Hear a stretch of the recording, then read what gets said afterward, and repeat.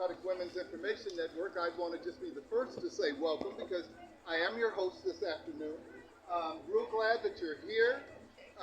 My persisters with DWIN know that if there's any opportunity to have folks in a home, we try to take it. Those of you who are members of our region, you know that every time we have a region meeting when Jacksonville is hosting, we always have it in someone's home. I've been blessed to have it in my home 4 of the 5 times we've done it. Jessica's had it in her home. But we are a home-based organization.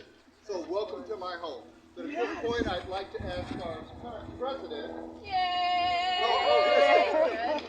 Ingrid Montgomery, if she'll bring greetings and a few comments. Thank you so much. Welcome, welcome, welcome. Hi, everybody.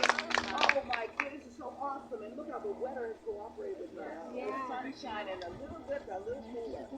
So proud of you. Thank you so much for showing up. Just want to help you just to reaffirm who we are as DWIN. The Democratic Women's Information Network Incorporated is the Democratic Women's Club of Florida of Duval County. DWIN was founded, and you know this month, this is almost over. DWIN was founded and officially chartered in 2003 by Kathy Finn and 12 bold visionary women who knew that real change starts at the local level with informed and engaged and determined citizens. That's the us. Those founding members laid the groundwork for what we continue to build today. They saw a need to organize, elevate women's voices in the political process, and support democratic values right here in our community. And they did it with courage, resilience, and a deep belief in the power of democracy. Yeah. Now, over 2 decades later, we find ourselves in a pivotal moment. You can say that again. One that calls us not only to remember our beginnings, but to reignite the energy, activism, and unity that inspired our charter in 2003. The Democratic Women's Information Network, DWIN, is more than an organization. It is a movement. It's a space for leadership, for learning, and lifting one another up.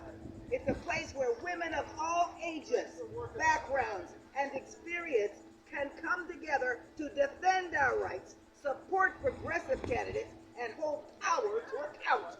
Can we do it? The work we do is not easy, but it is essential. Our voices matter, our votes matter, and our leadership is needed now more than ever. The work is not easy, but we do it. As we move forward, let's recommit ourselves to the mission that brought this club into being 22 years ago. Let us honor those who came before us by mentoring new leaders. Need new leaders. Standing boldly on the issues and ensuring that the club remains a beacon of strength, integrity, and action. Thank you, everyone. Thank you, everyone, to keep the flame burning. From now on, it's time for us to shine. It's time for us to lead. Let's make herstory.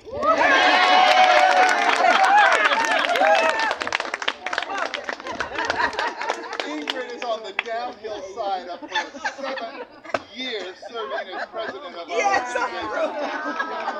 Ingrid stepped up a number of years ago when we lost her president. Well, we didn't lose her. We directed her elsewhere. It's a kind way of saying we had to give her pink slip. And I ain't mad about it either because it was her or me. Okay, that's how that worked. And they did. Okay. But she fulfilled that unexpired term of a previous president. Then she did 2 two-year terms of her own. And then when Jessica finished doing 5 years as president, we needed someone to at least do the first year of a 2-year term. Ingrid said, yes, but let me get past the elections. She's always working at elections. She did that. And then a year later, which was just this last November, it's election time again, and we didn't have anyone ready to step up. Well, we had a number who were ready, but not any who were willing. Bless you.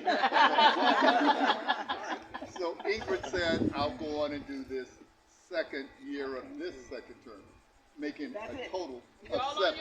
And she's done. And our past president, Jessica, has informed me and Martin Luther and a few other important people, she's done too. She's done too. And so, I don't want anyone who has recently joined or anyone who's thinking about joining believing that you have to serve 5 or 7 years as president. That's been the hardest part of recruiting someone to step up. They know how long these presidents have served. What we need you to understand, though, is that we do that which is necessary to be viable as an organization. That's just what we do. But we do need you to get engaged with us and to think in terms of leadership. If I may, point of personal privilege, well, when it's your house, you can do what the hell you want to do, right? But I want to just thank Melissa for stepping up to work with me as one of my 2 co-chairs for the region. Region 5 is where we are. 5 counties. She didn't have to do it. She didn't have to do it, but she did. And so I'm hoping that down the road, she'll be open to stepping up to Region Chair, because I'm serving now my first 2-year term. But just like my past president, I inherited the Region Chair. Where's Velma? Velma was our vice chair. Our chair stepped away from the organization. Velma bumped up, but Velma was smart.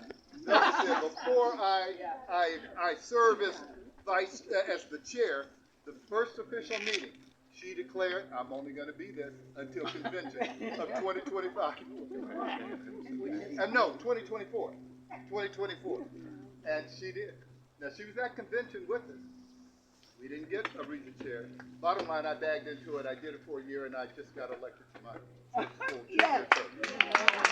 I'm not hoping to do a second 2-year term. I'm not trying to do 5 years. And I'm certainly not trying to do 7 years. But I'm excited about doing that. And why? Because as Ingrid was intimating, we are a growing organization. We are looking and needing new members. Now, I say new. That doesn't equate to young, but young works. Okay. And although some of us are a little older than others, young we mean, gee, if we get a few people under 30, that would really be nice.